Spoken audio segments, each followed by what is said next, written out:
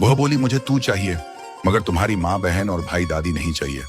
वह बोला, ऐसे कैसे चलेगा? वो सब मेरी जिम्मेदारियां हैं, तुम्हें मेरे साथ उनको भी अपनाना होगा। ख्याति ने कहा, तुमने तो कहा था तुम मुझे दुनिया में सबसे ज्यादा प्यार करते हो, फिर ये लोग बीच में कहां से आ गए? धर्मपाल बोला, हाँ, मैं तुझे दुनिया में सबसे ज्यादा प्यार करता हूं, मगर तभी जब तुम मेरा साथ दो, मेरी जिम्मेदारियां निभाने में मेरी मदद करो। ख्याति बोली, ये शर्तें पहले तो नहीं थी। धर्मपाल बोला, ये शर्तें नहीं हैं, ये तो जिम्मेदारियां हैं, उत्तरदायित्व है। जो कोई मुझे अपनाएगा, ये मेरे साथ उसकी भी बन जाएगी। तू मेरी पत्नी है, इसलिए ये तुम्हारी भी जिम्मेदारियां बन जाती हैं। ख्याति बोली, मुझे तुम्हारे परिवार से नफरत है, ना तुम्हारे भाई बहन अच्छे लगते हैं, ना तुम्हारी माँ और दादी। अगर इनको छोड़कर आने की हिम्मत है तो मुझे लेने आ जाना, वरना फिर से मुझे फोन मत करना। इतना कहकर ख्याति ने फोन काट दिया। ख्याति और धर्मपाल का प्रेम विवाह था। दोनों कॉलेज टाइम से ही प्यार करते थे। धर्मपाल की नौकरी लगते ही ख्याति के घर वाले शादी करने के लिए तैयार हो गए। इस प्रकार दोनों की शादी अरेंज्ड मैरिज हो गई। मगर शादी के 6 महीने बाद ही ख्याति पीहर जाकर बैठ गई। ख्याति की धर्मपाल के परिवार के किसी भी सदस्य के साथ नहीं बनी। वह समझती थी कि धर्मपाल सिर्फ उसी का है, इसलिए सब कुछ छोड़ छाड़ कर उसके पीछे चला आएगा। मगर ऐसा बिल्कुल भी नहीं हुआ। जिस दिन ख्याति ने धर्मपाल का फोन काटा था, उस दिन के बाद दोनों में बातें होनी बंद हो गई। धर्मपाल का भाई और बहन अभी कुंवारे थे। दादी बूढ़ी थी, माँ विधवा थी। वह पत्नी के लिए उन्हें कैसे छोड़ देता? कहते हैं जब बोलचाल बंद हो जाती है तब सुलह के सारे रास्ते बंद हो जाते हैं। प्रेम विवाह में तो ये बात डबल असर करती है, क्योंकि सारी दुनिया आपको गलत साबित करने में लगी रहती है। हर कोई यही कहता है, मैंने तो पहले ही कहा था ये लड़की तुम्हारे लायक नहीं है। ख्याति और धर्मपाल में अनबन हुए 2 साल हो चुके थे। दोनों एक दूसरे के बिना रहना सीख गए थे, मगर पीहर बैठने के बाद ख्याति के घर में कलह होने लगी थी। उसकी खुद की भाभियां ही उसके पीछे पड़ गई थी। अब ख्याति उन्हें फूटी आंख भी नहीं सुहाती थी। धीरे धीरे ख्याति के घर में कलह बढ़ती जा रही थी। भाभियां उस पर रोज टोंट कसा करती थी। ख्याति के माँ बाप और भाई ख्याति का पक्ष लेते थे। इसका नतीजा ये हुआ कि उसकी दोनों भाभियां भी पीहर जाकर बैठ गई। अब ख्याति के कारण उसके भाइयों की शादी भी टूटने की कगार पर आ गई। अब ख्याति के भाई भी दबी जुबान में ख्याति को भला बुरा कहने लगे थे। ख्याति को एहसास हो चुका था कि वो गलत थी। अब वह धर्मपाल के पास लौटना चाहती थी, मगर धर्मपाल ने तो उससे बात करना भी छोड़ दिया था। इसलिए ख्याति की वापसी बहुत मुश्किल हो गई थी। उसका मन कर रहा था कि अब वह बिना शर्त पति के पास चली जाए, मगर उसका ईगो इसकी इजाजत नहीं दे रहा था। वह चाहती थी एक बार धर्मपाल बस एक फोन करके कह दे कि लौट आ, वह दौड़कर चली जाएगी। वह रोज ख्याल बुनती थी कि कोई इत्तेफाक हो जाए और धर्मपाल को उसकी थोड़ी सी याद आ जाए। फोन ना करे, एक मिस कॉल ही कर दे। मगर वक्त गुजर रहा था और कोई इत्तेफाक नहीं हो रहा था। एक वक्त था जब धर्मपाल उसे मनाने के लिए रोज फोन करता था।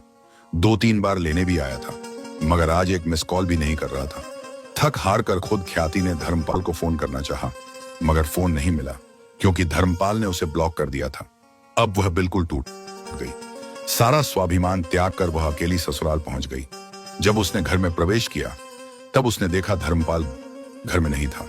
सास, ननद और धर्मपाल की दादी ही घर में थे। वह चुपचाप अपने कमरे में चली गई। किसी ने उसे कुछ नहीं कहा।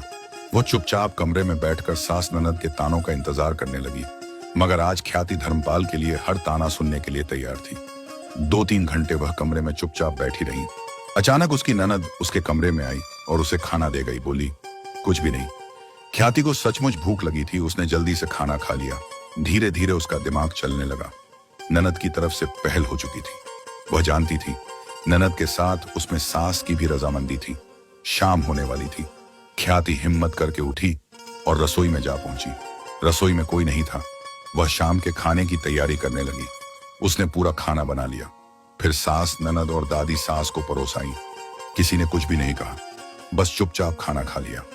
रात हुई तो देवर भी आ गया। ख्याति ने चुपचाप उसे भी खाना परोस दिया। उसने भी चुपचाप खाना खा लिया। ये सब देखकर ख्याति के अंदर विचारों का झंझावात हिलोरे मारने लगा। उसे कुछ समझ में ही नहीं आ रहा था कि ये सब क्या हो रहा है। वह उन लोगों से बात करना चाहती थी, मगर उसकी हिम्मत नहीं हो रही थी। रात को बर्तन साफ करके वह अपने कमरे में जाकर सो गई। 10 बज चुके थे, मगर अभी तक धर्मपाल का कोई ठिकाना नहीं था। शायद कहीं कोई काम से गया होगा, आ जाएगा। यह सोचते सोचते उसे नींद आ गई। रात को 1 बजे धर्मपाल आया। वह किसी की बारात में नकवे गया हुआ था। जब उसने अपने बेड पर पत्नी को सोते हुए देखा तो उसकी आंखें खुली की खुली रह गई। खुशी से पागल हो गया। सर्दी का मौसम था, इसलिए वह भी पत्नी के साथ रजाई में दुबक गया। पति का स्पर्श पाकर ख्याति की आंख खुल गई। वह करवट लेकर पति के सीने से चिपक गई। धर्मपाल ने भी उसे अपने बाजुओं में ले लिया। बिना बोले बिना कुछ कहे सारे गिले शिकवे दूर हो गए, क्योंकि धर्मपाल का परिवार भी उसके लौट आने का इंतजार कर रहा था। दोनों तरफ से इंतजार हो रहा था। बस एक पहल की जरूरत थी, और वो पहल इग्गो के नीचे दबी हुई थी। ख्याति ने हिम्मत करके वो पहल कर दी, और उस पहल का नतीजा इतना मीठा था कि ख्याति की खुशी का ठिकाना भी नहीं रहा। सुबह घर में सब कुछ नॉर्मल था। ख्याति सबसे बातचीत करने लगी। सब उसके साथ बिना किसी जिले शिकवे के घुल मिल गए। अब सब प्रेम से रहने लगे। ख्याति के चले जाने से धर्मपाल के घर वालों को भी मोहल्ले के लोगों से बहुत ताने सुनने पड़े थे। अब वह लौट आई थी तो सब खुश थे। कहानी का मोरल, इग्गो की वजह से रिश्ते मत बिगाड़िए। इग्गो को हमेशा रिश्तों से दूर रखें और पहल कीजिए, क्योंकि कई बार दोनों पक्ष सुलह करना चाहते हैं मगर पहल नहीं कर पाते। अगर कोई पहल करके लौट आता है तो मुस्कुराकर उसका स्वागत करें। ताने न मारे, मौन रहें, क्योंकि मौन रहने से गलतियां होने की संभावना बहुत कम हो जाती है। आजकल रिश्ते बहुत टूट रहे हैं, इसीलिए एक दूसरे की मजबूरियां और जिम्मेदारियों को समझे जिद ना करें। आपको यह कहानी कैसी लगी? अपनी राय जरूर बताएं। क्रिएटर आनंद वर्मा पोस्ट अच्छी लगे तो लाइक, शेयर और कमेंट कर देना दोस्तों।